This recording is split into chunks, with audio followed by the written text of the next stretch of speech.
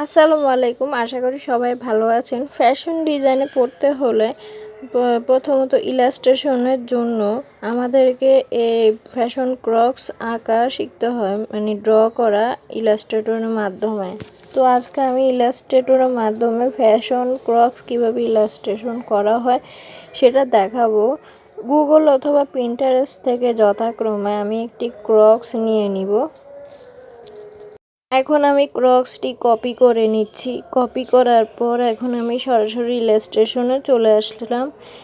এই যে ছবির কোণায় এভাবে ধরে ধরে ড্র্যাগ করে করে ছবিটিকে আর্টবোর্ডে সমান করে নিতে হবে।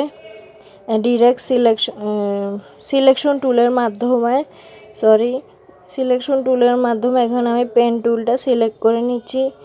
আবার কিবোর্ডে পি সিলেক্ট করলে পেন টুল চলে আসবে। তো এখন এভাবে আঁকা শুরু করব।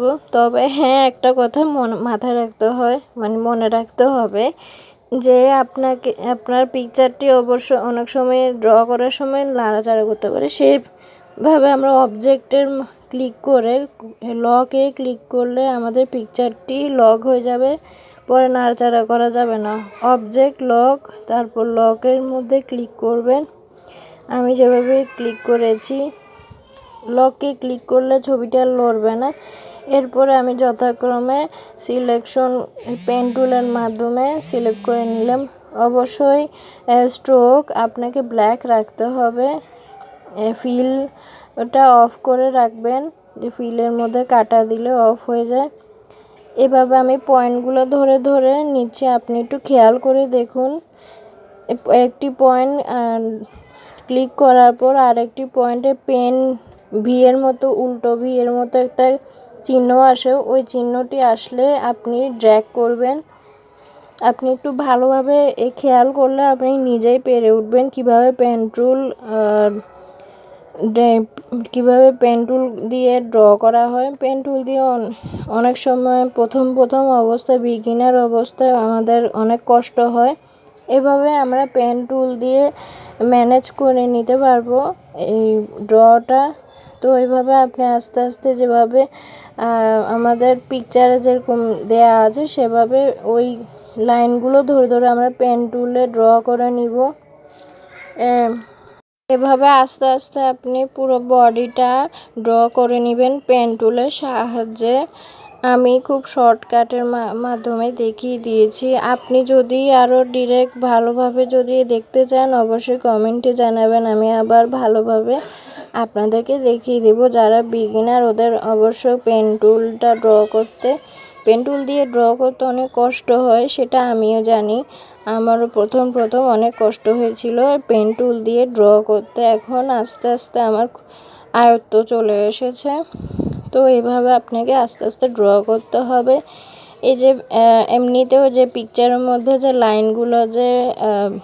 লাইনগুলো পুরোপুরি উঠে নেয়, এটা যদি দেখতে চান অবশ্যই কমেন্টে জানাবেন। এভাবে আস্তে আস্তে আপনি সব ক্লিয়ার করে নিতে পারেন। আমি পায়ের ড্রয়িংটা করে নিচ্ছি।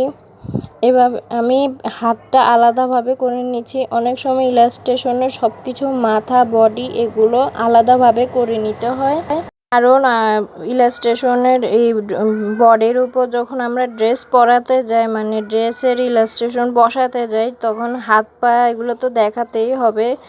তাই আমরা এগুলো আলাদাভাবেও করে থাকি।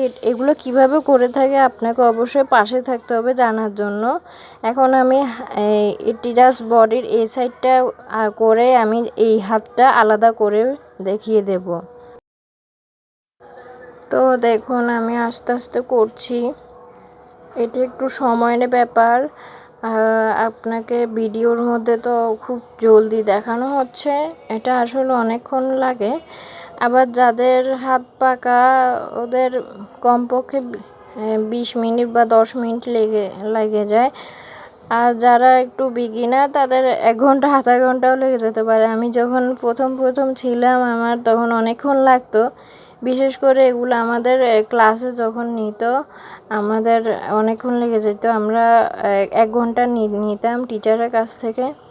এখন আলহামদুলিল্লাহ অনেক ক্লিয়ার হয়েছে ব্যাপারটা। আপনারা যদি এইভাবে প্র্যাকটিস করতে থাকেন তাহলে এক সময় 10 মিনিটেও একটা ক্রক এঁকে নিতে পারেন।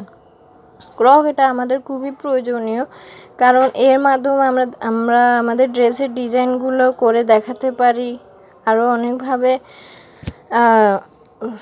প্রেজেন্টেশন দিতে পারি। ড্রেসের প্রেজেন্টেশন যেটা আমাদের ফ্যাশন ডিজাইনে পড়ার সময় খুবই প্রয়োজনীয় একটা পার্ট, আর সেটা ফার্স্ট ইয়ার থেকেই শুরু।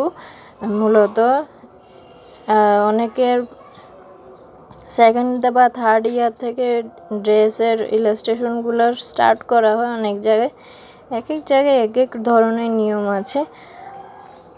তাছাড়া আপনি কমেন্টে জানাতে পারেন আপনি কি ফ্যাশন ডিজাইনের স্টুডেন্ট বা গ্রাফিক ডিজাইন স্টুডেন্ট।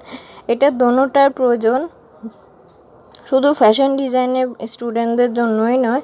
আমার কাজ প্রায় শেষ। এখন এটা আলাদা দেখতে মনে হচ্ছে, আসলে এটা এখন দেখতে খারাপ লাগছে।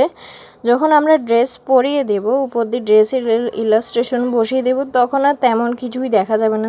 আশা করি আমার ভিডিও ভালো লেগেছে। সামনের ভিডিওগুলো দেখার জন্য সাবস্ক্রাইব, লাইক করে পাশে থাকবেন।